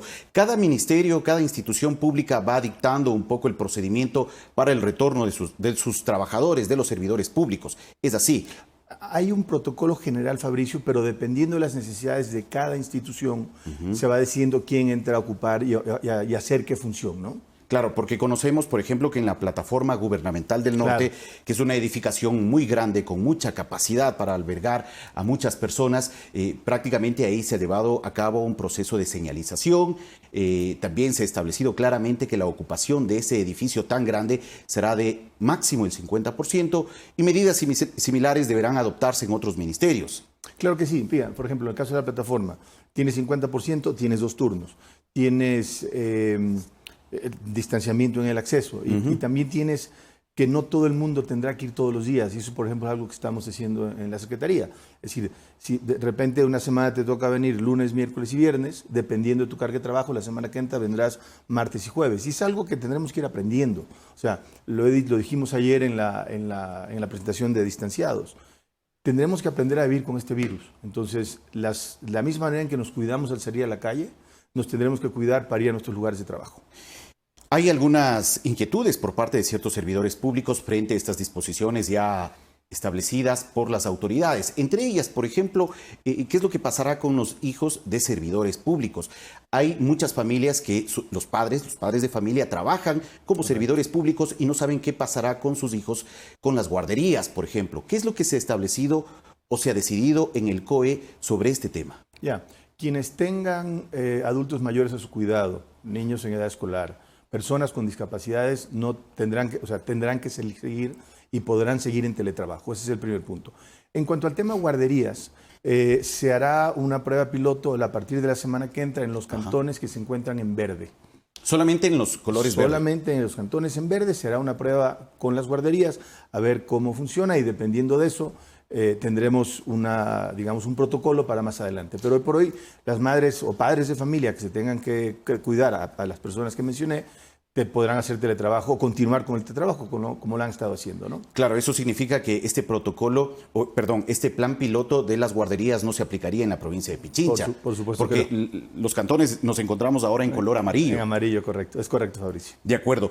Para recordar a la ciudadanía, quienes forman parte del grupo vulnerable y no están obligados a presencialmente asistir a sus trabajos y lo pueden hacer vía telemática. Por supuesto que sí. Personas con discapacidades, madres que tengan que cuidar niños, y adultos mayores y personas que tengan otras enfermedades que los pudieran hacer susceptibles al COVID y otras comorbilidades que sabemos que complican el desarrollo de la enfermedad con el COVID. De acuerdo, Agustín. ¿Qué recomendación se puede ofrecer a la ciudadanía, a aquellos padres de familia, a los servidores públicos que ya tienen que empezar de manera presencial a llegar a sus puestos de trabajo desde el lunes? Bueno, y primero mi comprensión con ellos por el temor que han sentido algunos. Primero hay que ser sensibles. Hemos venido de un periodo de encierro relativamente largo. Claro. Y luego salir... Son 101 días, ¿no? 101 días, así es. Y de repente salir a la calle otra vez, sobre todo a las oficinas por las concentraciones, causa temor. Primero, un mensaje de tranquilidad. Segundo, que lo que hemos dicho siempre, las medidas de higiene, de distanciamiento son esenciales. No solo para ir al trabajo, para ir al supermercado, para ir a caminar a la calle. Entonces, que mantengamos esas medidas y que nos mantengamos alertas y vigilantes. Por ejemplo, si alguien tiene alguna sintomatología, que lo indique y no venga a la oficina. O sea, ser extremadamente responsables en el cuidado de nuestra persona y de nuestro entorno. Eso se puede notificar a las áreas de talento humano de cada institución, ¿no? Por supuesto, al jefe inmediato superior o al área de talento humano. De acuerdo. Hay otras decisiones también que se han tomado en el COE Pichincha, con la participación de otras autoridades también a nivel nacional, sobre este plan piloto para reactivar el tema de las playas, por ejemplo, la visita a las playas. ¿Qué se está discutiendo? ¿Cómo se llevará a cabo? ¿Qué información nos puede compartir? A ver, justamente, evidentemente viene la época vacacional de la sierra, y justamente el trabajo que se hizo el día de ayer con el anuncio de la plataforma de distanciados, utilizando todo el sistema de tsunamis y audífonos que hay en las playas, justamente monitorea el distanciamiento. Entonces, ¿cómo va a funcionar? Se abren las playas, se monitorea el distanciamiento, hay una primera llamada de atención, no se está cumpliendo el distanciamiento, una segunda, si se sigue sin cumplir el distanciamiento, se puede llegar a cerrar la playa, ¿no? Entonces, es simplemente, otra vez, o sea, vivimos una nueva normalidad que nos obliga a comportarnos de una manera diferente. En este momento, este sistema de vigilancia de distanciados que fue presentado el día de ayer está en ejecución en 2 cantones de la provincia de Pichincha, Quito y el cantón Rumiñahui. La idea es que se amplíe para el perfil costanero. ¿Cuándo se podría dar esto? ¿Cuándo se podría concretar? Bueno, está ya, mire, tema interesante. Hemos sido el primer país en implementar este software. Entonces, está probándose en Quito y Rumiñahui, en 2 cantones, y se estará expandiendo poco a poco, no solo a las provincias costeras, prioritariamente, pero a todo el país.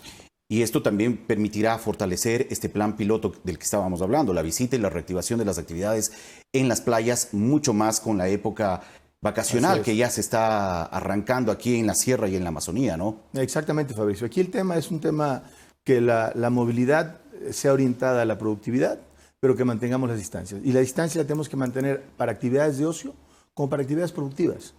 ¿No hay una preocupación por parte de las autoridades que finalmente estas disposiciones de reactivar progresivamente ciertas actividades, el tema de la presencia de los servidores públicos, la eventual reactivación también de las playas, pueda disparar el tema del contagio por COVID-19?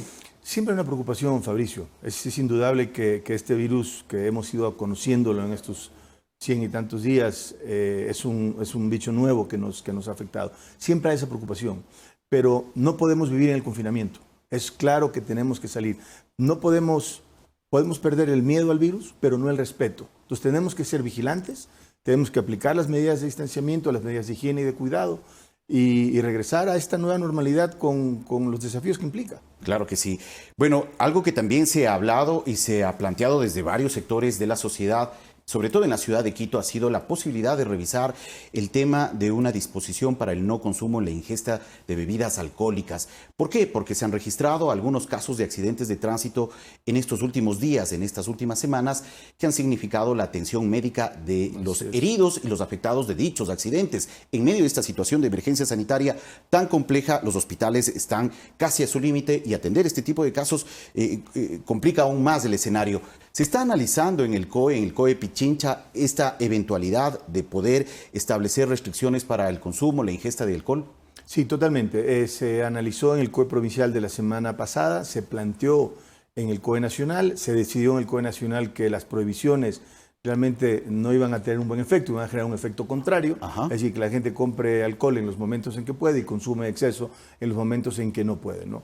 La mejor manera de controlar esto es cada ciudadano siendo responsable. En efecto, hubo un incremento la semana pasada muy importante de accidentes, un incremento muy importante de llamadas al ECU 911, no por temas de COVID, sino por accidentes. Por temas de accidentes, de riñas callejeras, de libadores en la esquina, en fin, de gente, un borracho que se queda dormido y parecen que es paciente. Tiene que llegar todo un equipo de sanidad del Ministerio de Salud Pública y te das cuenta que es un borrachito dormido. Claro, es necesario ahí... el consecuente desperdicio de recursos del Estado. Claro, ¿no? Que sí, es necesario ahí el compromiso y la responsabilidad ciudadana, ¿no? Fundamentalmente. Y hay otros temas también. ¿Qué es lo que pasa con las festividades? Hace pocos días también se registraron ciertas fechas que daban paso o eran propicias para festividades que agrupaban y que concentraban ciudadanos.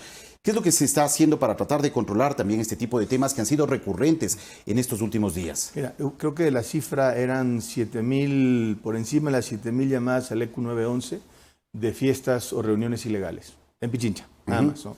Entonces, evidentemente se va a analizar de qué manera, ahora con el cambio de mes de las actualizaciones al semáforo amarillo, se va a analizar bajo qué condiciones se pueden dar estas reuniones, sobre todo en menor grupo y en núcleos familiares, ¿no? Claro, y ahora con la puesta en marcha de este sistema de vigilancia distanciados, lógicamente ese trabajo se podrá fortalecer, ¿no? Y generar alertas ya en lugares donde haya concentración de personas. Claro. Mire, lo preocupante es concentraciones de personas en la vía que no sabemos si alguno está contagiado o no. Concentraciones familiares, por ejemplo, que saben que toda la familia está negativa, no han tenido sintomatología y es, digamos, tu burbuja de seguridad, tu círculo de confianza, pues podrían ser permisibles, ¿me entiende? Entonces, yo creo que es un tema de cuidado personal. Yo siempre insisto en ese punto, es un tema de cuidado personal. Así es, completamente. ¿Cómo ha marchado el tema de la transportación? La transportación intraprovincial, es decir, de cantón a cantón, ya se ha dado paso, ya hay una fluidez de la transportación entre cantones, pero ¿qué es lo que pasará con la transportación interprovincial? ¿Ya se está analizando también esta posibilidad? Se está analizando, por lo pronto sigue prohibida, sigue cerrada. Evidentemente, abrir las terminales terrestres depende de los municipios. Ajá. Entonces, aunque se autorice la apertura del transporte, que no se va a hacer por lo pronto, dependerá y es una discreción y facultad de los diferentes GATS, ¿no? De acuerdo.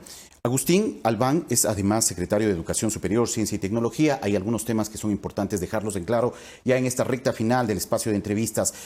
Arrancan clases en institutos técnicos y tecnológicos. ¿Cuándo? ¿Bajo qué condiciones? En medio de esta pandemia. Arrancamos este día lunes o martes.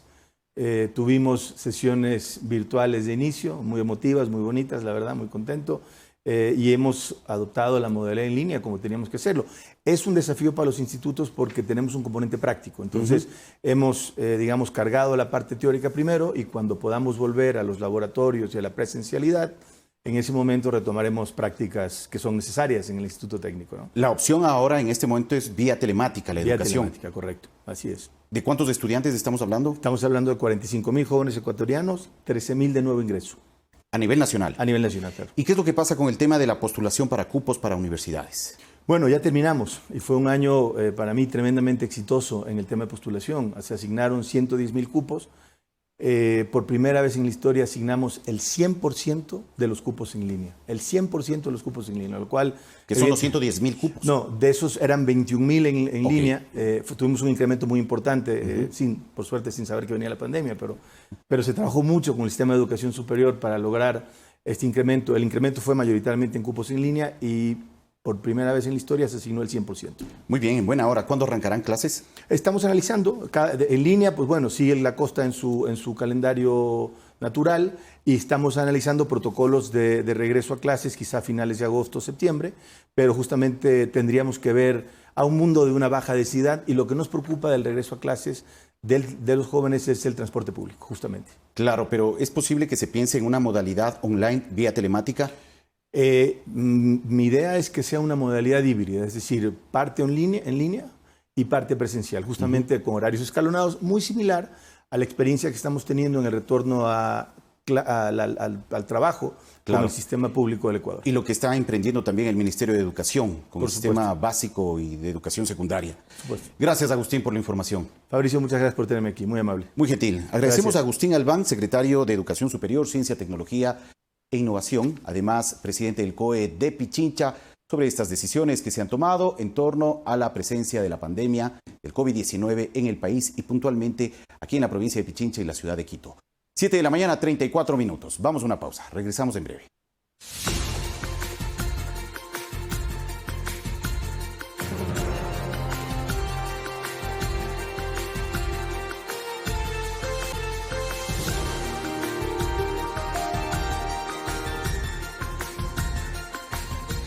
7 de la mañana con 36 minutos. Gracias a todos por seguir en nuestra sintonía. Investigadores de la Universidad UTE encontraron COVID-19 en las aguas residuales de una parroquia de la ciudad de Quito. Este análisis permite realizar un diagnóstico de vigilancia epidemiológica de la situación aquí en la capital.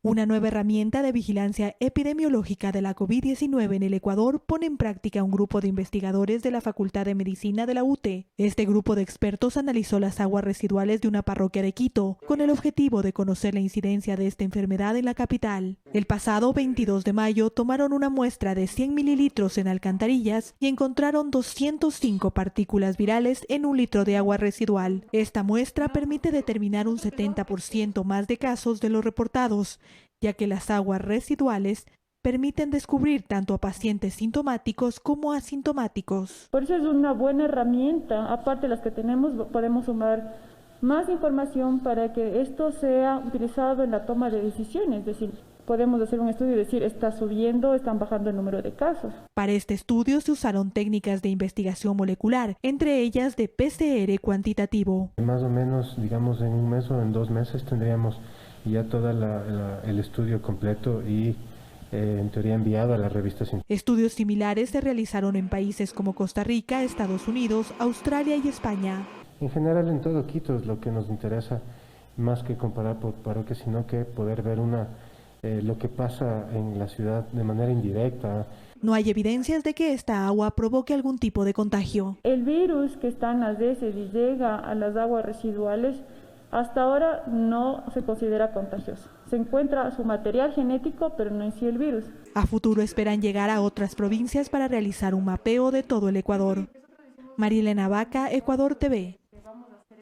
7 de la mañana con 38 minutos y el doctor Daniel Simancas, epidemiólogo ecuatoriano, se encuentra con nosotros aquí en Telediario vía telemática para conversar sobre la presencia del COVID-19 en el país. Buenos días, doctor. Gracias por acompañarnos.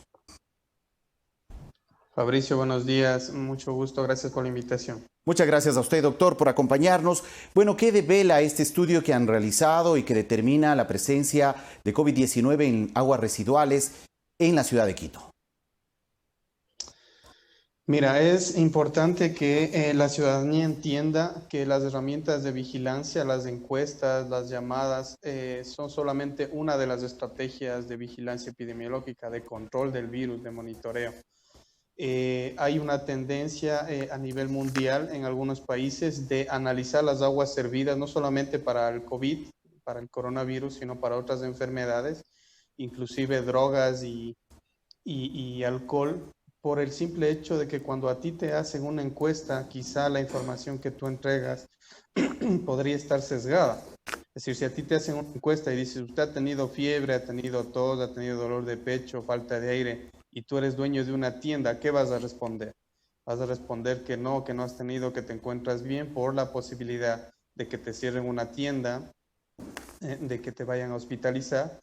Y entonces el problema es que esta falta de información a través de las encuestas o llamadas hace difícil saber o tener una real certeza del número de casos que está en el país. Nosotros lo que hicimos es analizar las aguas servidas y estimar indirectamente el número de casos por el contenido viral que detectamos en aguas. Así encontramos que hay una proporción mayor a los reportes que se está dando hoy en día de la autoridad sanitaria. ¿Y qué puede evidenciar estos indicadores, que son indicadores indirectos, como usted lo menciona, de la presencia del COVID en la capital?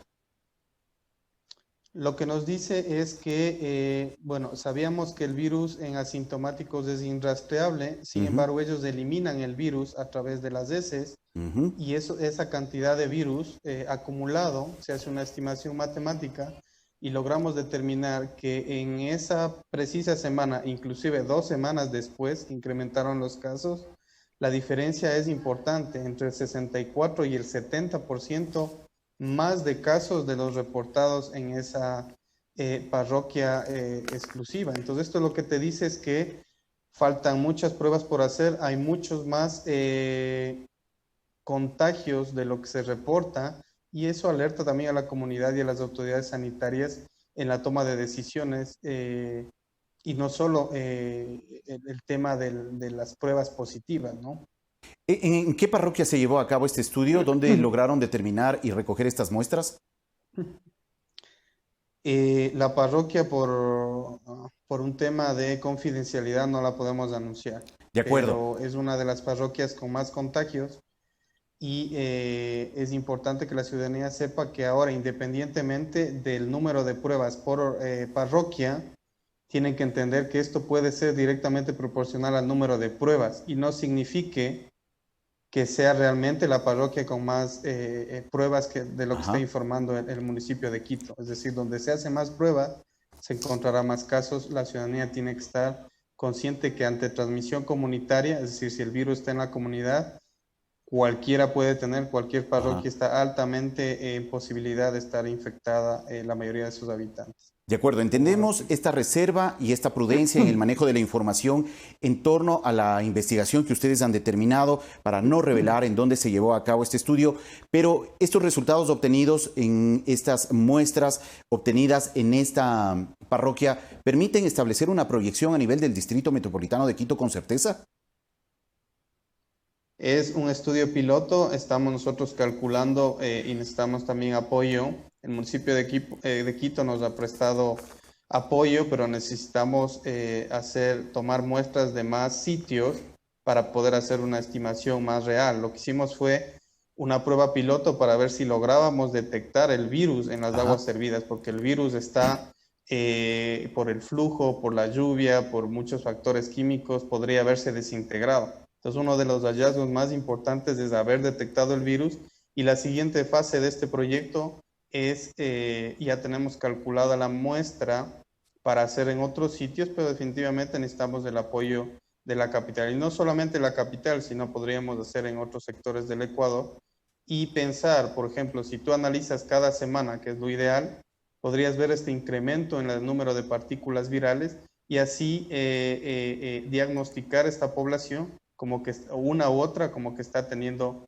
más o menos casos que diferencial entre una parroquia y otra, por ejemplo. Entonces es un sistema de vigilancia interesante que ayuda a correlacionar, como te decía, la información de las pruebas PCR, de las pruebas rápidas y también de las encuestas que se está haciendo. Claro que sí, sin duda es fundamental este trabajo complementario, necesario, urgente, para poder tener un escenario mucho más real de la presencia de la enfermedad en el país, en la ciudad de Quito, que es el tema que ahora nos convoca.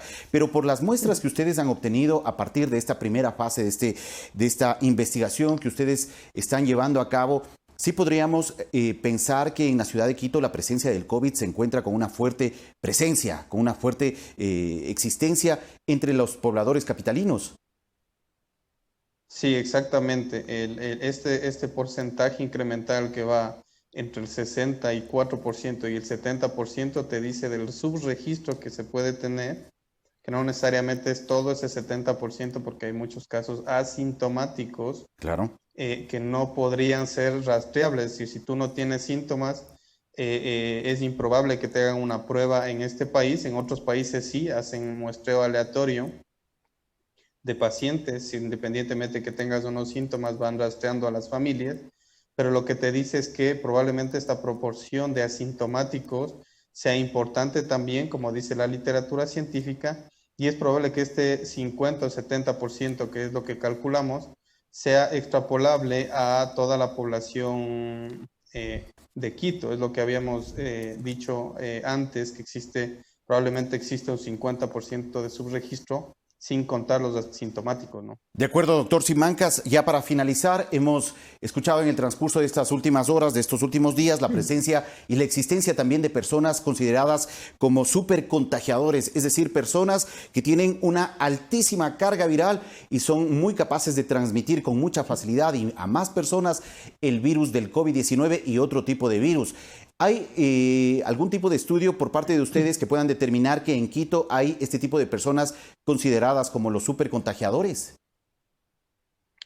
Sí, nosotros estamos haciendo unos análisis epidemiológicos. Justamente de la entrevista anterior me asombra, dado que acaba de salir un artículo publicado en España que menciona que probablemente cuando se reabran, hacen un cálculo de la reapertura de las escuelas y estima que aproximadamente en unos 3 o 4 días podríamos tener 15.000 contactos en aulas.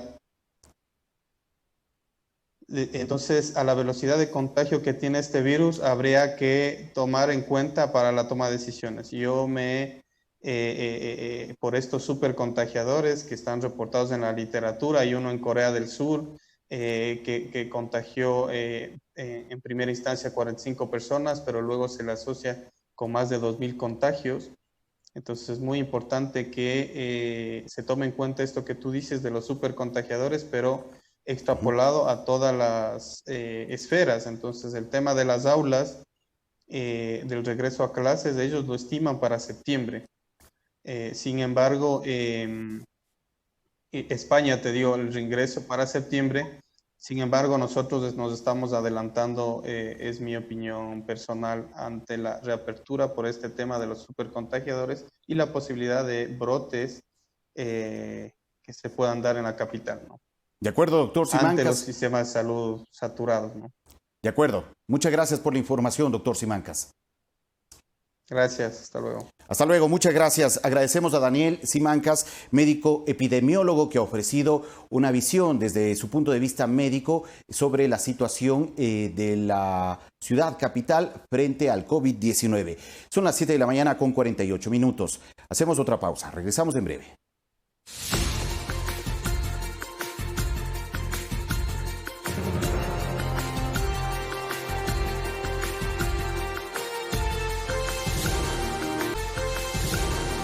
De la mañana con 50 minutos, vamos a establecer contacto satelital con nuestro compañero Eduardo Córdoba, quien se encuentra a esta hora de la mañana en el cantón Pedro Moncayo, en la localidad de Tabacundo, en la provincia de Pichincha, donde tradicionalmente durante estas fechas se celebra la fiesta de San Pedro y que debido a estas circunstancias que estamos atravesando, los turistas no podrán llegar y asistir a las festividades. Sin embargo, las autoridades de este punto de la provincia de Pichincha tienen varias alternativas para poder compartir a la ciudadanía, para disfrutar de estas fiestas tan tradicionales de San Pedro. Allí se encuentra Eduardo Córdoba con información con las autoridades de la localidad. Buenos días, Eduardo. 7 de la mañana con 50 minutos. Gracias, Fabricio, amigos de todo el país. Buenos días. Bueno, ya al cierre de este espacio informativo, queremos comentarles efectivamente que desde este lugar, desde la Plaza Central, donde año a año, en esta fecha, ha ocurrido una fiesta sin igual y que además ha sido declarada Patrimonio Intangible de la Humanidad, en este año se vive de manera diferente. De una manera atípica, pero también con esa nostalgia y con la esperanza de hacerlo el próximo año con la misma fuerza o quizás con mayor fuerza de lo que se ha venido desarrollando. Pedro Moncayo es patrimonio, cultura y tradición. Así se muestran en esta ocasión y queremos solamente plantear este encuentro desde la memoria de la nostalgia. De hecho, hay un poco de silencio atípico de las fiestas sanpedrinas, pero aquí estamos con el vicealcalde, Edgar Alcócer. Gracias por recibirnos. Hay que vivirlo de manera distinta, ¿no? Me decía usted, conversábamos antes de salir al aire. De todas maneras, aquí está una pequeñísima muestra de lo que ofrece este cantón. Bueno, buenos días a Ecuador TV, gracias por estar en el territorio del cantón Pedro Moncayo. Sí, en realidad, como decía Eduardo, en realidad estamos en una situación bastante compleja, crisis sanitaria que vivimos a nivel mundial. Y en realidad lo que queremos nosotros presentar el cantón Pedro Moncayo, aparte que la cultura, siempre nosotros mostramos la producción de la capital mundial de la rosa. Tenemos todos estos, las producciones que ustedes pueden ver en imágenes, también tenemos nuestra gastronomía. Y sí, el mensaje del señor alcalde Virgilio Andrango Cuascota es el que quedemos en casa.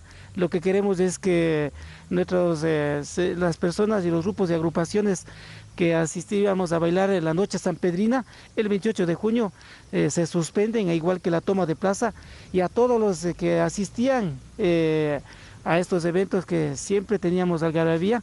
Pensamos que el día de hoy debemos en realidad suspender los recursos que han sido asignados para estas festividades, fueron ya asignados para esta crisis sanitaria que lo vemos. Muy bien, pero de todas maneras queremos recordar, ¿no? Y dar muestra de lo que significa la cultura, el patrimonio de este cantón emblemático, sin lugar a dudas, de la provincia de Pichincha. Ahí ustedes en imágenes ven a personajes emblemáticos. Quisiera un poco, Edgar, que vayamos describiéndolos, por favor, y en medio de esta nostalgia pedirles también que entonen las canciones propias de estas fiestas, ¿no? Bueno, sí, en realidad tenemos a los guitarristas, tenemos a las huasicamas, en realidad lo que nos ayudan en las bailarines, las quenas, tenemos también, por ahí teníamos el tema de las campanillas, y en realidad porque usted nos está pidiendo, lo estamos haciendo, entonando nuestra cultura, nuestra tradición, pero en realidad se suspende a nivel cantonal estas fiestas que nos llevaremos en el corazón y en el alma, pero me da mucha tristeza el decir que en esta vez no podemos estar haciendo esta actividad. ¿Cómo no? Bueno, esa tristeza hay que llenarse también de valentía, ¿no? Para cuidarse y para llevar en salud estas fiestas desde el corazón, como usted ha dicho, desde el alma, desde el espíritu, desde la memoria y desde la proyección a la esperanza también para hacerlo, ojalá el próximo año o en el momento que sea lo pertinente, ¿no? Sí, en realidad, como hay algunas coplas de nuestro San Pedro, es año por año, y en este año se suspende. El año que venga, una vez que superemos la crisis sanitaria, entraremos con fuerza, seguiremos invitando a que nos visiten nuestros espacios de la cultura y tradición y nuestra gastronomía, nuestra floricultura, que en realidad el día de mañana también, Eduardo, te pido que nos ayudes en el tema del lanzamiento de la página web Capital Mundial de la Rosa a los emprendimientos de exportadores de producción de nuestro querido cantón. Muy bien, la Capital Mundial de la Rosa, así se llama, ¿no? Vamos a hacer un brevísimo recorrido ya por la gastronomía que siempre es emblemática, ¿no? Y vamos a conversar también con uno de los administradores de gastronómicos, los chefs, que dan cuenta de estas delicias de la tierra, ¿no? Así es, tenemos a nuestro chef Cristian Torres, que nos puede explicar toda nuestra gastronomía que existe en nuestro cantón. Vamos a conversar entonces con Cristian. Gracias, Cristian. A ver si es que podemos conversar brevemente qué es lo que tenemos en esta mesa, y es una pequeñísima nada más, ¿no? Una pequeñísima demostración de nuestra cultura, nuestra gastronomía, la cual tratamos de rescatar día a día. Tenemos algunos platos tradicionales y otros ancestrales. ¿Por dónde dice la cámara que empezamos? Tenemos por aquí el tradicional cuy, que no puede faltar, con su salsita de pepa, con papitas, acompañado de verduras de nuestros huertos. Ahí las habitas para acompañar, ¿no? Como unos snacks. Habas calpo, que es unas habas tostadas y luego se les cocina, lo cual es un plato tradicional y ancestral que lo estamos perdiendo. ¿Acá qué tenemos? La tradicional colada de chujaco, que se brinda a todos los participantes y a los invitados en el baile de San Pedro. Muy bien, sigamos más hacia la derecha de nuestro compañero Wilson Guillermo, que ayer estaba de santo además, ¿no? Sigamos. Tenemos unas habas recién cogidas, el queso tradicional de la gente de nuestros páramos de las lagunas de Mocanda, de las Faldas, el pan que es de la gente, el dueño de casa lo realiza como agradecimiento por entrar a su casa y bailar. Antiguamente lo servían con un poco de ají, entonces por eso... Ahí está, y además el ají de piedra. Ají de piedra, recién hecho, todos con verduras de nuestros huertos, son productos 100% orgánicos que el municipio también está impulsando esa parte. Muy bien, y ya para finalizar en este último tramo de esta mesa que da cuenta de esta gastronomía muy exótica, variada, ¿no? Y propia de la tierra. Sí, es algo muy diferente que no van a encontrar en otros cantones. Por ejemplo, el locro de cuy, que es un plato autóctono de Pedro Moncayo, que también se lo está perdiendo. También tenemos el tostado de ceniza, que es la chicha, y la tradicional, el plato actual tradicional de todas las galladas que se lo sirve, la tradicional fritada. La tradicional fritada. Yo estoy aquí y a pesar de la mascarilla, hay un aroma exquisito, hay que decirlo, ¿no? Exquisito. Y realmente eso es lo que se muestra en Pedro Moncayo, en estas fiestas que, reiteramos, ahora mismo se las festeja o se las vive de forma diferente. Vamos a caminar hasta acá. Gracias, Cristian, gracias por esa explicación. Vamos caminando para acá, nos dice nuestro compañero. Y para ya ir finalizando, porque nos pide nuestra compañera Alejandra Basantes, para ir cerrando este espacio, bueno, ¿qué mensaje decirle a la gente sanpedrina, a los turistas que siempre llegaban acá, pero que en esta ocasión hay que vivirlo de forma diferente? Sí, en realidad hace el año anterior, recordarás, Eduardo, que íbamos a sus instalaciones de medios de comunicación, invitando que vengan al Cantón Perocayo. Ahora nos da mucha tristeza decirles lo contrario, que por favor, las noches sanpedrinas que se vivía siempre en una fiesta, ahora tenemos que suspenderlas. La muestra que estamos haciendo es simplemente para llevar en nuestro alma, en nuestro corazón. Y el año que viene tomaremos con mucha fuerza, con mucha energía, invitando nuevamente a los medios de comunicación que vengan acá a territorio y conozcan nuestra cultura, nuestra tradición, nuestra producción de rosas, como ustedes ven, nuestra gastronomía que tenemos y para ofrecerles a todo el Ecuador y a nivel mundial. Muy bien, de acuerdo, ahí está entonces ese mensaje de Edgar Alcócer, vicealcalde del Cantón Pedro Moncayo. Una actividad patrimonial, hay que decirlo, en 2016 así fue declarado patrimonio intangible por todo lo que se vive año a año. Hoy de forma distinta y por supuesto hay que hacer ese llamado para vivirlo desde el corazón, desde la memoria y desde la esperanza de tener mejores días. Con esta información nosotros queremos regresar a estudios, ya es 7 de la mañana con 59 minutos. Cerramos desde este espacio, desde este lugar, con ese mensaje básicamente de esperanza y de hacerlo con mejor. Suenan las campanas además, ¿no?, de esta iglesia que también es emblemática. Fabricio, hasta aquí llegamos con esta información. Campanas de esperanzas, Eduardo Córdoba, gracias por ese reporte y por recordarnos también la riqueza de cada uno de los rincones de nuestro país. Ojalá pronto, durante este periodo de confinamiento, recobremos todas las fuerzas para reactivarnos completamente ya en un futuro, ojalá que inmediato. Son las 8 de la mañana en punto. Gracias a todos por acompañarnos en Telediario. Que tengan un buen viernes y un buen fin de semana. De inmediato viene Café TV.